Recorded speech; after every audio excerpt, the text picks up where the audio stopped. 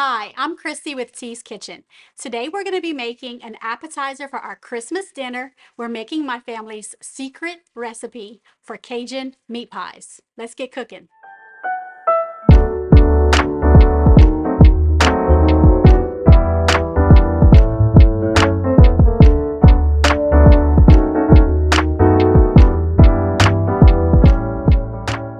So let's get started on the meat pie filling.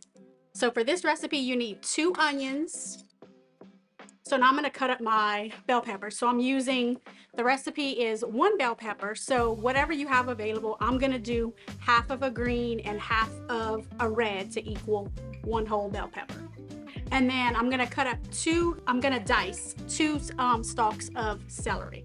I'm just going to be honest. If I cut these jalapenos, 3 jalapenos, my fingers are going to be burning. They're going to be on fire. So what I normally do to save time, because, you know, Cajuns cut up a lot of Trinity, I use my little chopper and it just makes things much easier and I don't have to burn my fingers.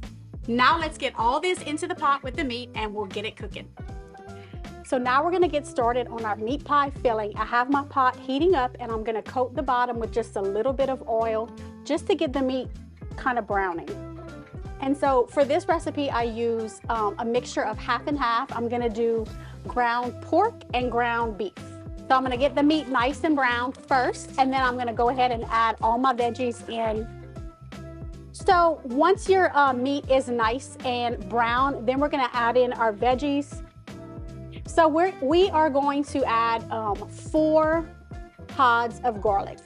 Okay, so you want to cook this so that until your veggies are nice and translucent, so your veggies get soft, and then we're going to add in the rest of our ingredients, and we're just going to let it simmer. Okay, so once your veggies are nice and soft, you're going to make a slurry with 2 cups of beef stock, half a cup of flour, and you just want to whisk this until the lumps are completely gone. So we'll slowly add that mixture to our meat and veggies. And then we're gonna go ahead and add in our seasonings. So like I said, it's gonna seem like the meat, it is a little spicy, but you have to go a little spicier on the meat mixture so that you have flavor, because remember, it's gonna be inside of bland pie crust. Whatever your favorite Cajun seasoning is, we're gonna do 3½ tablespoons of that. 2 tablespoons of garlic powder. And then we're gonna do 1 teaspoon of cayenne.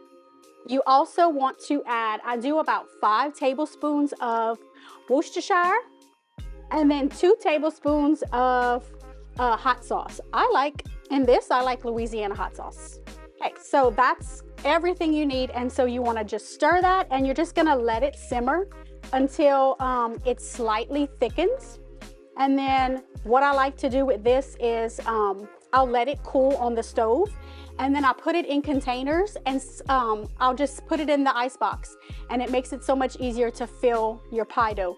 What I also like to do sometimes, like if you're making this for the holidays, I'll take this meat mixture and I will put it in the containers and I'll stick it in the freezer. That way you have your meat pie filling already ready to go, and the only thing you have to worry about is filling your pie shells. Okay, so the meat pie filling has been chilling in the ice box. I usually like to do this overnight because it just makes it much easier to fill the meat pie dough. So, and then I also like to work with cold dough.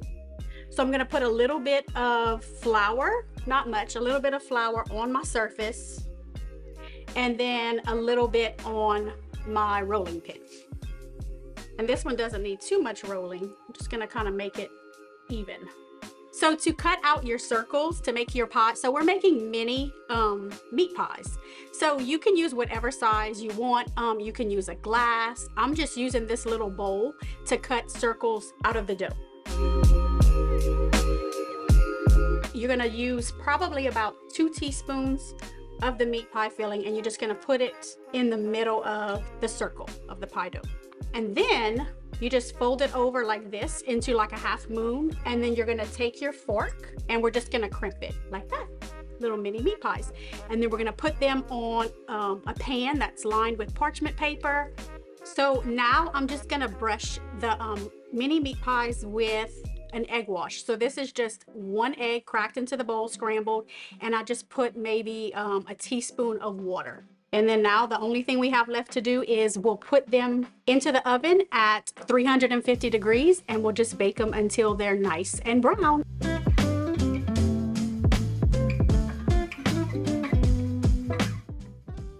And there you have it, Cajun meat pies.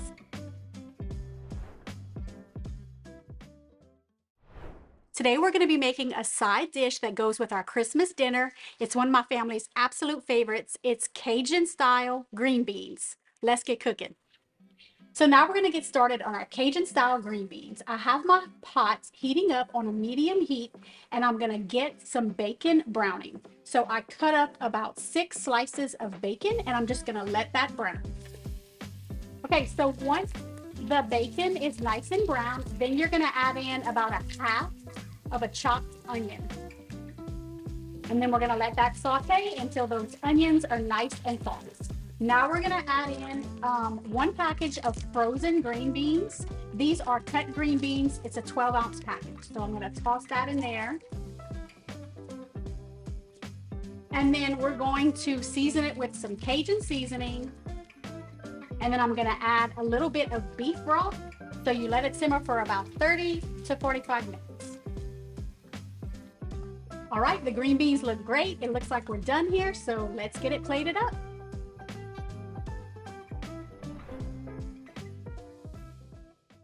Today we're going to be making my mama's beef roast rice and gravy. So the first thing you want to do is you want to stuff the roast. I usually like to do this the day before, that way it has a chance to marinate and get all those flavors into that roast.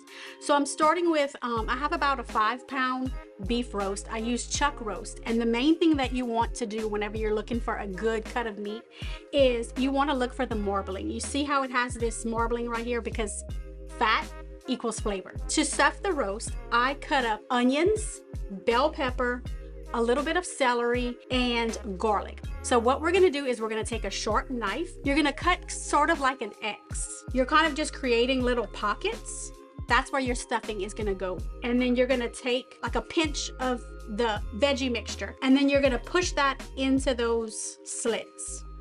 And then you're gonna flip it over and do the same thing on the other side. Now that we have it stuffed on all sides, we are gonna season it and get it marinating. Season liberally. You wanna cover all sides. And then you're going to sprinkle it with a little bit of Cajun power garlic sauce. This stuff is like gold. Kind of sprinkle it on there, and then I rub it into the meat. And then I'm gonna put that into my Tupperware container, and I'm gonna stick it in the ice box, and I'm gonna let that marinate overnight. If you can't do it overnight, at least a few hours.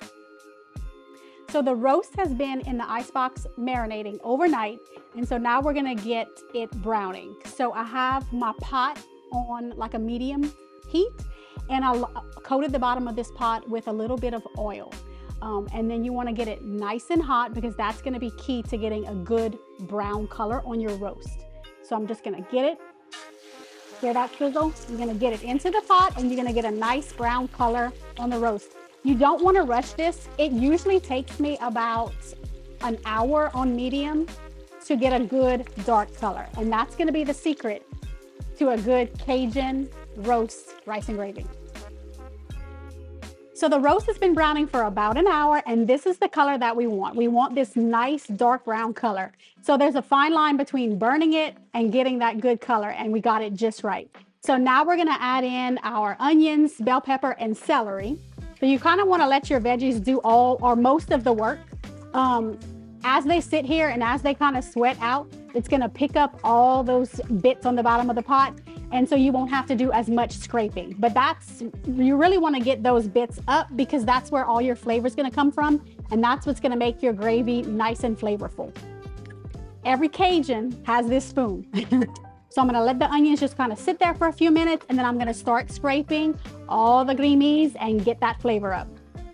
Okay, so once you have all the green beans, all the brown bits on the bottom of the pot, once that all comes up and your veggies are just softened, then you're gonna take water or stock, and you're gonna cover the roast, or almost cover the roast, and you just let it simmer. It probably takes a good 4 hours, depending on the size of your roast, from browning to finish. So I'm gonna let this come up to a bubble, and then I'm gonna add a little bit more Cajun seasoning. So now the roast is done, and so let's get it plated up.